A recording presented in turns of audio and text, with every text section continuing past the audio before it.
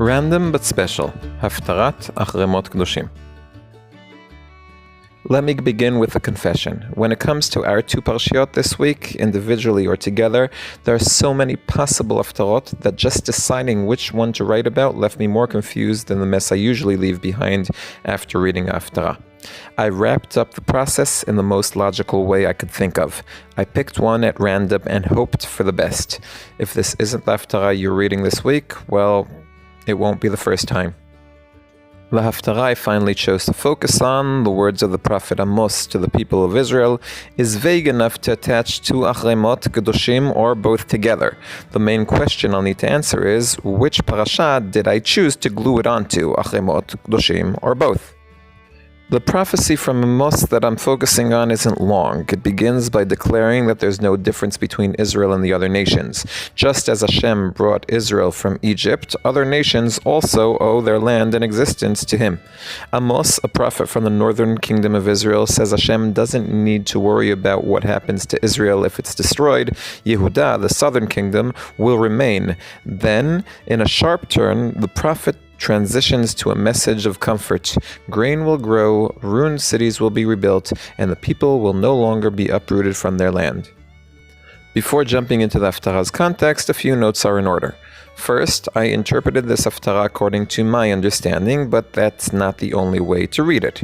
For example, the Metzudat David doesn't read the verses as equating Hashem's relationship with Israel to that of other nations, but rather as posing a rhetorical question.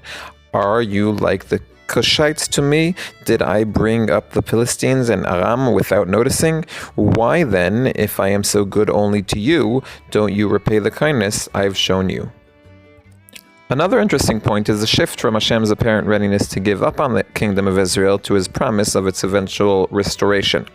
At first I thought the prophecy referred not to Israel's restoration, but to the continued rise of Yehudah as its replacement. But the verses don't support that reading. Verse 14 explicitly says, "And I will restore the captivity of my people Israel, not Yehudah." This led me to think that perhaps it's the very recognition that Israel is replaceable that allows for its future return. Now all that's left is to read the haftarah as a haftarah and not as a prophecy on its own. If I had to summarize the theme of this haftarah, I'd say Amos is grappling with the question of Israel's chosenness. Despite the generally social tone of Amos' prophecies, in this case he doesn't accuse Israel of oppressing the weak or committing any specific wrongdoing at all. He only raises the possibility that they could be replaced by other nations or perhaps by the kingdom of Yehudah. The few commentators I found who addressed this haftarah, and let's remember they had plenty of haftarot to choose from, claim that this haftarah is a rebuke for following the practices of the nation. The connection to Parashat Achremot comes from two verses in Vayikra 18 verse 3, which warns not to act like the Knaanim, and verse 28, which says that the land vomited out the nations for such behavior. I apologize, but I wasn't convinced, for two reasons.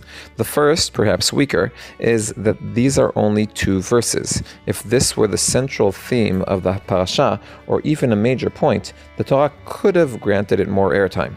The second reason is more substantial. There's no mention of sinful actions in the haftarah, making that connection feel a bit forced. So I returned to my haftarah summary and reread the parasha through its lens. Does the parasha, like the haftarah, speak about Israel's chosenness? I think the answer is a clear yes. Chapter 18, from which the two verses I mentioned came, indeed speaks about avoiding the practices of Egypt and Canaan because I am Hashem your God. That is, we are expected to behave differently from the nations we came from or are heading towards. But this comes on the heels of chapter 16 and 17. Chapter 16 discusses the height of holiness, of time, place, and person. Yom Kippur, when the Kohen Gadol enters the Holy of Holies, Kodesh HaKodashim. Oddly, this is the first chapter in Vayikra, Torat Kohanim, that explicitly expects even the Ger, who dwells among you, to afflict his soul just like the native Israelite on that day. Similarly, the sacrificial laws in chapter 17 place strong emphasis on the expectation from the convert alongside the expectations from the citizen, the Ezrach, somewhat surprising considering that the sacrificial system is run by the elite of the chosen nation. Kedoshim 2 sprinkles in just enough references to strangers, outsiders, to confuse, to challenge us. Between commandments about Shabbat and not eating leftover sacred meat, we're told to leave the edges of the field for the poor and the ger, the stranger, the outsider. We're told to preserve, pardon the term, ethnic purity by not crossbreeding, mixing seeds, or wearing mixed fibers. Kilaim, don't profane your daughter through prostitution, and, almost in the same breath, do not oppress the stranger. So what exactly is the shared message of the Haftarah and the Parshiot?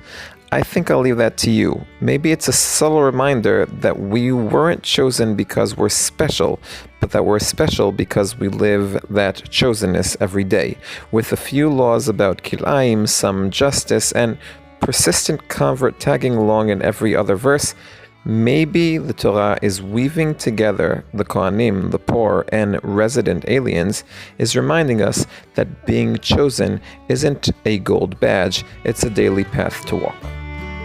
In memory of my beloved student Amichai Shimon ben Ishai and Bat Yarubin Hashem Yikom Damo, Dovi Holtz, one who loves Tanakh.